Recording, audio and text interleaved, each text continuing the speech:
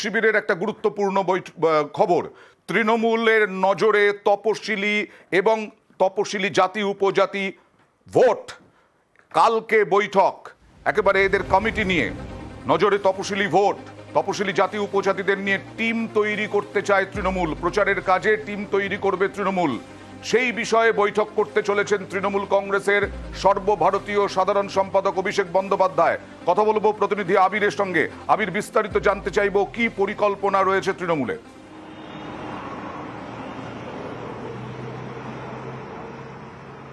ফেব্রুয়ারি মাসের দ্বিতীয় সপ্তাহে যখন দলীয় বিধায়ক এবং সাংগঠনিক পদাধিকারীদের সঙ্গে নিয়ে ভার্চুয়াল বৈঠক করেছিলেন অভিষেক বন্দ্যোপাধ্যায়, তখনই তিনি নির্দেশ দিয়েছিলেন প্রত্যেকটা বিধানসভার ক্ষেত্রে এবং ব্লক ভিত্তিক তপশিলি জাতি এবং উপজাতির যারা রয়েছেন তাদের নামের একটা তালিকা তৈরি করা হবে। এক্ষেত্রে তপশিলি জাতির 10 জন, তপশিলি উপজাতির 5 জনের নামের তালিকা প্রস্তুত করতে বলা হয়েছিল। কারণ হিসেবে বলা হয়েছিল যারা তৃণমূল কংগ্রেস করেন বা তৃণমূল কংগ্রেস যে বার্তা দিতে চাইছে সেই বার্তা বিভিন্ন জায়গাতে প্রচারে তারা দিতে পারবেন এবং আগামী দিনেও যাতে এই প্রচার তারা চালিয়ে যেতে পারে সেই বক্তব্য যেন তারা তুলে ধরতে পারেন এমন ব্যক্তিদের নাম চয়ন করতে হবে। একই সঙ্গে তিনি জানিয়ে দিয়েছিলেন যে যাদের সঙ্গে দলের কোন নেতার ভালো সম্পর্ক রয়েছে সেই কারণেই তাদের নাম পাঠিয়ে দিলাম, তেমন করলে হবে না। আসলে তৃণমূল কংগ্রেসের লক্ষ্য হচ্ছে যে তপশিলি জাতি এবং উপজাতিদের। ওকে আবির, আমরা আসবো নিশ্চয়ই কালকে বৈঠক এবং সেই বৈঠক থেকে কি হচ্ছে সেদিকে আমরা লক্ষ্য রাখবো। কিন্তু আবার যাব অর্জুন সিং এ, কারণ কালকে নজিরবিহীনভাবে ব্রিগেডের জনসভায় বারবার বলেছিলাম এই প্রথম কোন রাজনৈতিক দল তারা প্রার্থী ঘোষণা করছে তৃণমূলের একেবারে জনসভা থেকে, ব্রিগেডের জনসভা থেকে, কিন্তু 42 জন প্রার্থীতে অর্জুন সিং নেই, তাতে তার অভিমান।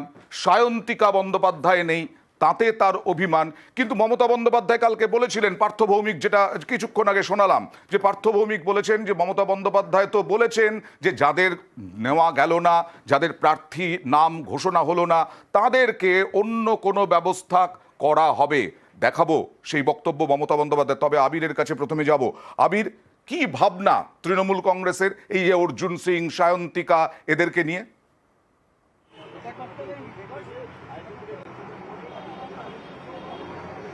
প্রথমত হচ্ছে যে কোনো ব্যক্তি বিশেষের নাম নিয়ে তৃণমূল কংগ্রেস আলোচনাতে এই মুহূর্তে যাচ্ছে না। তাদের বক্তব্য যে বিভিন্ন জায়গাতে দল যাদেরকে ভাবনা চিন্তা করেছিল, যারা মনে করছেন যে লোকসভা নির্বাচনের ক্ষেত্রে যাদেরকে প্রার্থী করতে পারলে তৃণমূল কংগ্রেস সেখান থেকে জয় ছিনিয়ে নিতে পারবে তাদেরকেই প্রার্থী করা হয়েছে।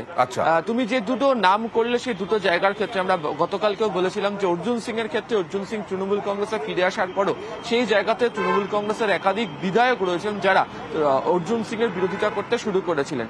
আর 2019 আর 2021-এর রাজনৈতিক যে অঙ্ক, সেই অঙ্কে অনেকটা বদল হয়েছে। তার কারণ 2019-এ ব্যারাকপুর লোকসভা কেন্দ্রে তৃণমূল কংগ্রেসের যে ফল ছিল, 2021-এর বিধানসভা নির্বাচনের সেই ফল সম্পূর্ণভাবে বদলে যায়। মাত্র একটি যে বিধানসভা কেন্দ্র সেটি ছাড়া তৃণমূল কংগ্রেস সব জায়গাতেই বিপুল ভোটে এগিয়ে রয়েছে।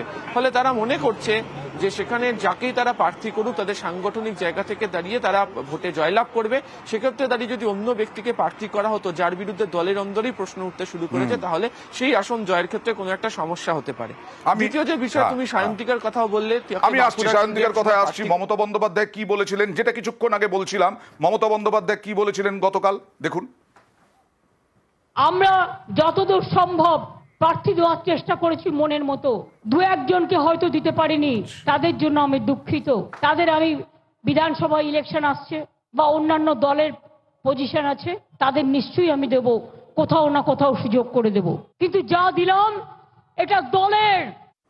আর এবার আবিরের কাছে যাব। আবির, তুমি সায়ন্তিকার কথা বলতে শুরু করেছিলে। সায়ন্তিকা বন্দ্যোপাধ্যায় কিন্তু আমরা মাঝে মধ্যেই বাঁকুড়ায় বিভিন্ন কর্মসূচিতে দেখেছি, এই সায়ন্তিকা বন্দ্যোপাধ্যায় বা অর্জুন সিং বেশি অধৈর্য হয়ে পড়ছেন মমতা বন্দ্যোপাধ্যায় বলার পরেও, এরকমটাই কি মনে করছে তৃণমূল নেতৃত্ব?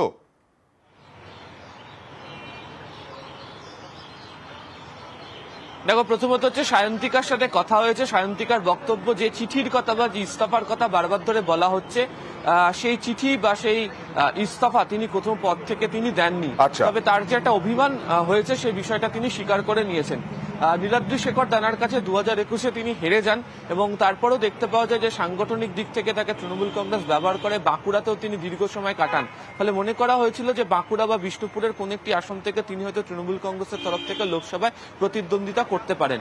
তবে যদি তুমি দেখো সেক্ষেত্রে হচ্ছে যে সৌমিত্র খাঁর বিরুদ্ধে এক সময়কার তার প্রাক্তন স্ত্রী তাকে প্রার্থী করা হয়েছে এবং 2019-এ এই সৌমিত্র খাঁ হয়ে নির্বাচনে লড়াই করার ক্ষেত্রে এই সুজাতা মণ্ডলী তিনি সব থেকে বেশি গুরুত্বপূর্ণ ভূমিকা নিয়েছিলেন এবং বিষ্ণুপুরের মতো জায়গাতে সুজাতা মণ্ডল সাংগঠনিকভাবে যে সময় দেন সেদিক থেকে তৃণমূল কংগ্রেস মনে করছে যে সাংগঠনিক দিক থেকে এই ব্যক্তিকে প্রয়োজন, তাই তাকে প্রার্থী করে দেওয়া হয়েছে, সেই বার্তাও পৌঁছে দেওয়া হয়েছে বাকিদের কাছেও।